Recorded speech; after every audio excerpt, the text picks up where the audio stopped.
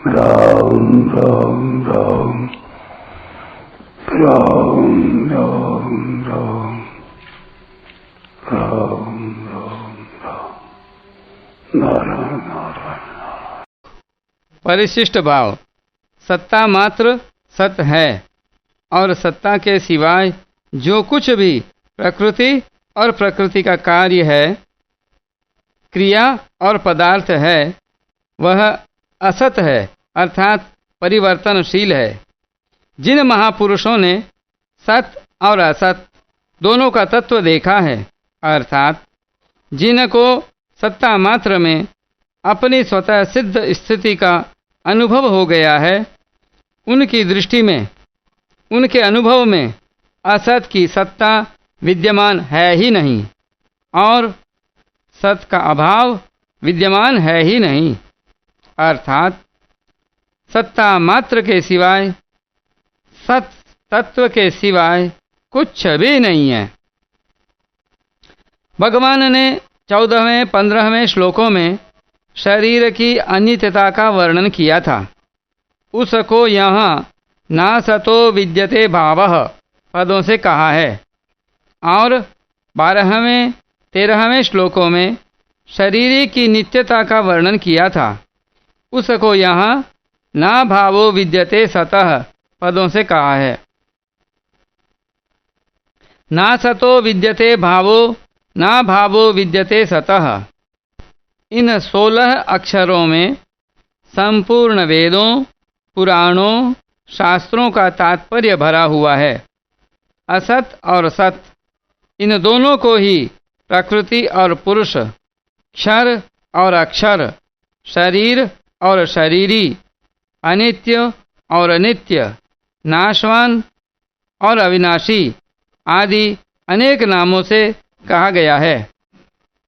देखने, सुनने, समझने, चिंतन करने, निश्चय करने आदि में जो कुछ भी आता है वह सब असत है। जिसके द्वारा देखते, सुनते, चिंतन आदि करते हैं वह भी असत है और दिखने वाला भी असत है। इस श्लोकार्ध में 16 अक्षरों में 3 धातुओं का प्रयोग हुआ है।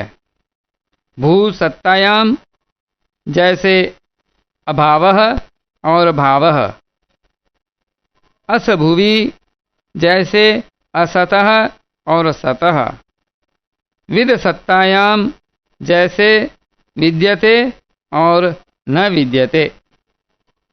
यद्यपि इन तीनों धातुओं का मूल अर्थ एक सत्ता ही है, तथापि सूक्ष्म रूप से ये तीनों अपना स्वतंत्र अर्थ भी रखते हैं। जैसे भू धातु का अर्थ उत्पत्ति है, अस धातु का अर्थ सत्ता है, होनापन है और विद धातु का अर्थ विद्यमानता है, वर्तमान की सत्ता है। ना सतो विद्यते भावः पदों का अर्थ है असतः भावः न विद्यते, अर्थात असत की सत्ता विद्यमान नहीं है, प्रत्युत असत का अभाव ही विद्यमान है, क्योंकि इसका निरंतर अभाव होता ही रहता है, परिवर्तन होता ही रहता है। असत वर्तमान नहीं है, असत उपस्थित नहीं है, असत प्राप्त नहीं है, असत मिला हुआ भी नहीं है, असत मौजूद नहीं है, असत कायम नहीं है। जो वस्तु उत्पन्न होती है उसका नाश अवश्य होता है, यह नियम है। उत्पन्न होते ही तत्काल उस वस्तु का नाश शुरू हो जाता है।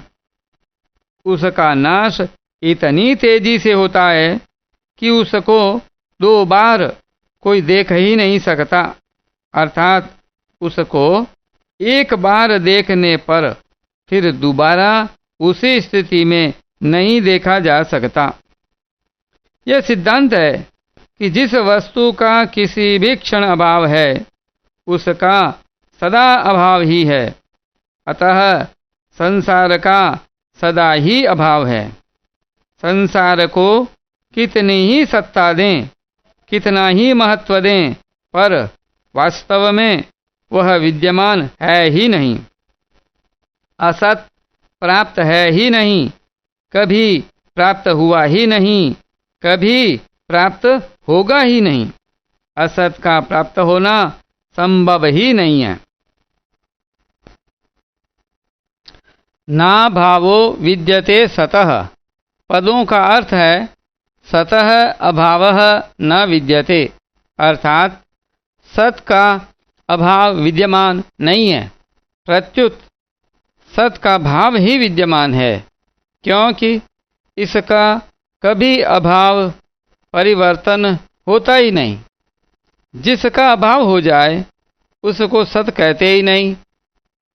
सत की सत्ता निरंतर विद्यमान है, सत निरंतर वर्तमान है, सत निरंतर उपस्थित है, सत निरंतर प्राप्त है, सत निरंतर मिला हुआ है, सत निरंतर मौजूद है, सत निरंतर कायम है।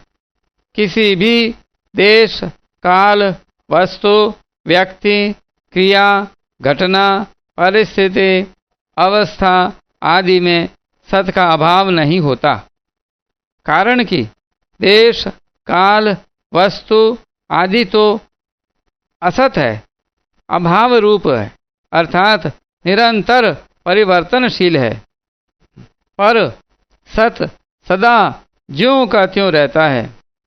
उस समय कभी किंचन मात्र भी कोई परिवर्तन नहीं होता, कोई कमी नहीं आती, अतः सत का सदा ही भाव है। परमात्म तत्व को कितना ही अस्वीकार करें, उसकी कितनी ही उपेक्षा करें, उससे कितना ही विमुख हो जाएं, उसका कितना ही तिरस्कार करें, उसका कितनी ही युक्तियों से खंडन करें, पर वास्तव में उसका अभाव विद्यमान है ही नहीं। सत का अभाव होना संभव ही नहीं है। सत का अभाव कभी कोई कर सकता ही नहीं। उभयोरपि दृष्टः तत्वदर्शी महापुरुषों ने सत तत्व को उत्पन्न नहीं किया है, प्रत्युत देखा है, अर्थात अनुभव किया है। तात्पर्य है कि असत का अभाव और सत का अभाव दोनों के तत्व को, निष्कर्ष को जानने वाले जीवन मुक्त तत्वज्ञ महापुरुष एक सत तत्व को ही देखते हैं, अर्थात स्वतः स्वाभाविक एक है का ही अनुभव करते हैं। असत का तत्व भी सत है और सत का तत्व भी सत है, ऐसा जान लेने पर उन महापुरुषों की दृष्टि में एक सत तत्व है के सिवाय और किसी की स्वतंत्र सत्ता रहती ही नहीं। असत की सत्ता विद्यमान न रहने से उसका अभाव और सत का अभाव विद्यमान न रहने से उसका भाव सिद्ध हुआ। निष्कर्ष यह निकला कि असत है ही नहीं, प्रत्युत सत ही सत है।